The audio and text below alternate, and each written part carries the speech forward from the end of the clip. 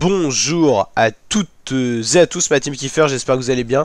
Pour cette nouvelle vidéo, on va se retrouver pour parler football. On va regarder un petit peu la date de rentrée pour la Ligue 1, la Ligue 2, cette rentrée pour cette nouvelle année 2024. Je tiens d'ailleurs à vous souhaiter les meilleurs vœux à toutes et tous, la team.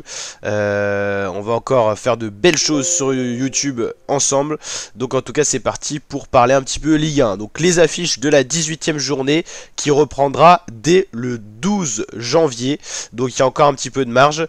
12 janvier, c'est une semaine. Hein. Dans une semaine, on aura Marseille-Strasbourg pour la Ligue 1. Ça sera la rentrée de la Ligue 1 pour la 18e journée. Il y aura également Monaco-Reims, Rennes-Nice, Lille-Lorient, Nantes-Clermont, Brest-Montpellier, Metz-Toulouse, Le Havre-Lyon et Lens-PSG qui s'arrête. Non, c'est une belle affiche pour finir ce week-end football. Ensuite, il y aura il y aura 15 jours de pause avant de reprendre le 26 janvier. Vous voyez, ça va être un calendrier assez espacé.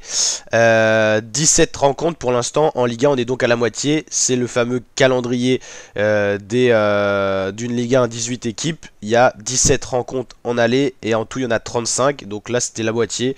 Le PSG bel et bien en tête devant Nice-Monaco. Pour vous rappeler un petit peu où on en était. Brest-Lille pour l'instant dans les places européennes. Marseille qui entamait une belle remontada. Lens qui stagnait un petit peu. Reims plus compliqué. Ils ont chaviré du top 5. Strasbourg c'était beaucoup mieux. Rennes un peu mieux. Avant ils étaient vraiment dans la zone rouge. Le Havre qui a su s'imposer après être passé de Ligue 2 à Ligue 1. Ils arrivent plutôt bien à se mêler dans ce milieu de classement. Montpellier, Nantes, Metz un peu plus compliqué. Lyon qui est ressorti de la tête de l'eau de la zone rouge. Et Toulouse, Lorient, Clermont c'est compliqué. Trois équipes en difficulté. Clermont, Lorient, Toulouse. Clermont qui jouera Nantes. Ça sera pas forcément facile. Toulouse-Metz, ça sera un match vraiment important hein, pour savoir qui sera relégué.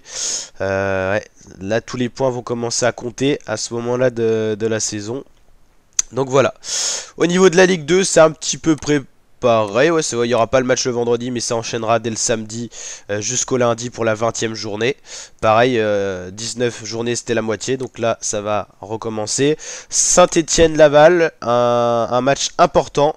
Laval qui a perdu sa première position et qui est en train de dégringoler au classement. Quevilly-Guingamp. Quevilly qui vient de se faire éliminer de la Coupe de France. On l'a vu dans la vidéo Coupe de France. Caen-Concarneau. C'est l'occasion pour les Canets de se projeter dans le top 10. Ça va beaucoup mieux depuis l'arrivée de Nicolas Seub, le nouvel entraîneur. Donc face à Concarneau, un adversaire en difficulté en ce moment, pourquoi pas aller prendre des points. 3 Ajaccio, Paris FC Annecy, Rodez Pau, Grenoble Dunkerque, Valenciennes Amiens, Bastia Angers et OCR Bordeaux. OCR Bordeaux, un match important pour Bordeaux pour essayer de s'éloigner de cette fameuse zone rouge. Il y aura 4 descentes en Ligue 2. Donc pour l'instant, c'est Valenciennes Dunkerque, Quevilly, Annecy qui seraient relégués en national.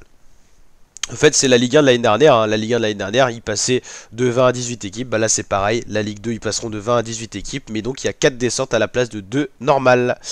Donc voilà la team. N'hésitez pas à liker la vidéo si elle vous a plu. Vous abonner, activer la cloche.